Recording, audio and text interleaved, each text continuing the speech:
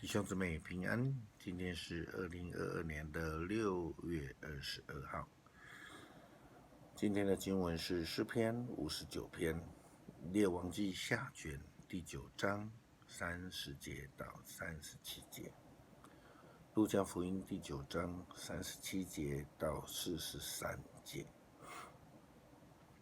今天要跟大家分享的主题是医治。耶稣基督他说，生病的人才需要医生，他用来表达他降世赐下救恩的一个目的。他又说，我来是要寻找失丧的人。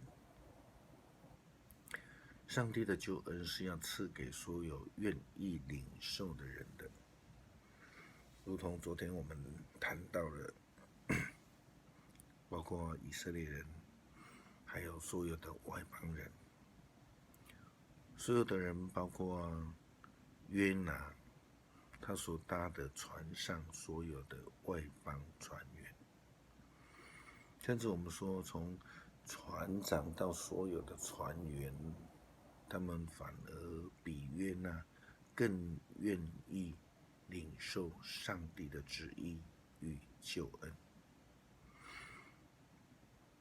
亚哈王和他的王后耶洗别完全不愿意听从上帝先知之言，因此就遭受了上帝的惩罚。昨天我们也谈到了耶户按照上帝的旨意，他杀了亚哈王以及他的儿子约荷兰。当然，对于这些人的死，或是对于人的死亡、被杀害，我们总觉得心里难过。我们会问，为什么上帝要让这样的事情发生？或者其实我们应该转一个方向来想，就是因为他们自己做了不应该做的事情，上帝所不允许的事情，他们就必须自己去面对，承担所有面对的结果。这个时候是没有上帝的保守。在今天的经文列王记下卷第9章30到37节，记载了耶洗别王后的死。圣经记载说，耶户到了耶斯列，耶洗别听到所发生的事情，就梳头、化妆、擦眼膏。他从王宫的一个窗户往街上看。耶户从城门进来的时候，他喊叫：“你这个心里弑君的凶手，你会带来平安吗？”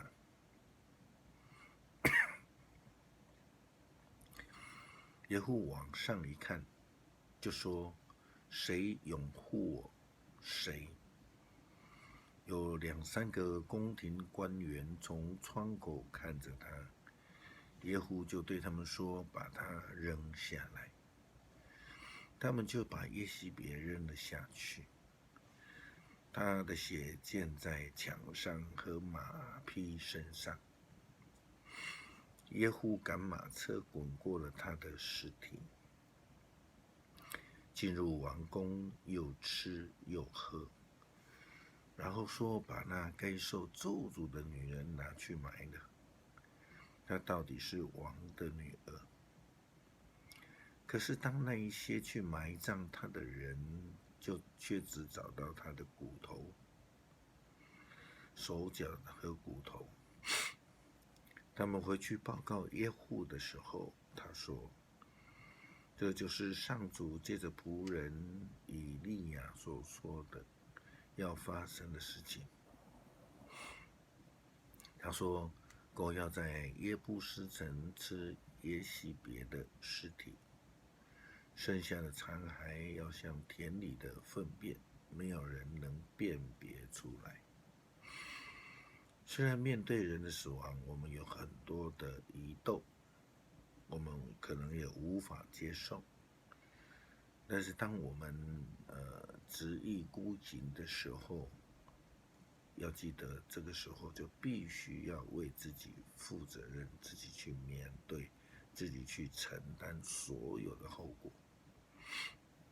如同亚拿尼亚在使徒行传的记载里面，亚拿尼亚和他的太太撒菲拉，他们原本自己决志，在这个田产卖完了之后要奉献，结果呢，后来却反悔，然后呢，他们进一步就欺哄圣灵，当然结果就是自食恶果了。耶稣基督在世上传道的生涯当中，医治是一个非常重要的工作。所有愿意接受医治的人，所有有信心的人都能够得到医治。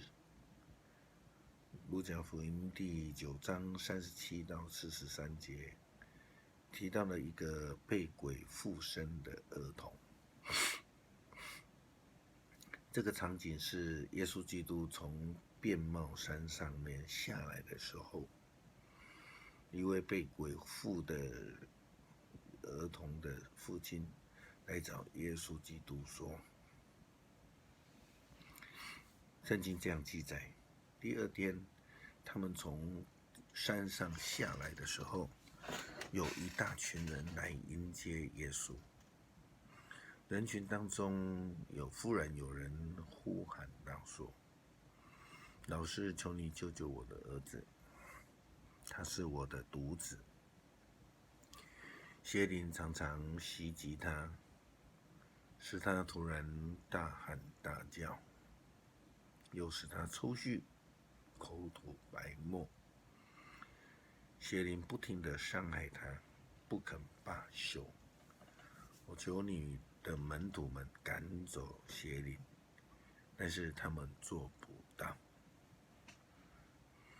门徒们没有信心，因此医治这位鬼附的孩子就失败了。但是这位父亲却是非常积极的来找耶稣基督，他非常有勇气。耶稣基督的怜悯来医治了他的儿子。耶稣基督他斥责了门徒他们的小信。就在那之后，又有一位来看到儿童，要求他到儿童来，他就让这位儿童到他的跟前。耶稣基督就斥责了那污灵治好的那一个孩子。圣经这样记载，接着他对那人说，把你的儿子带到我这里来。孩子来的时候，会把他摔倒在地上，使他抽搐。耶稣斥责那污灵，治好了那孩子，把他交给他的父亲。大家看到了这个情景之后，就感到压抑。他们都赞美上帝，如同约拿同船的外邦人一样，都因为上帝平息了风浪而赞美、敬拜上帝一样。诗篇59篇，我的上帝啊，求你救我脱离仇敌，求你保护我脱离攻击我的人，求你救我脱离作恶的人，使我摆脱杀人犯的手。看吧，他们埋伏要攻击我，残暴的人结伙跟我作对。这并不是因为我有过犯，也不是因为我犯了什么罪。上主啊，他们大声大张声势来而来，并不是因为我犯了过错。上主万军的统帅上帝啊，起来帮助我！以色列的上帝啊，求你亲自检查，求你起来惩罚外邦，不要向作恶的叛徒显仁慈。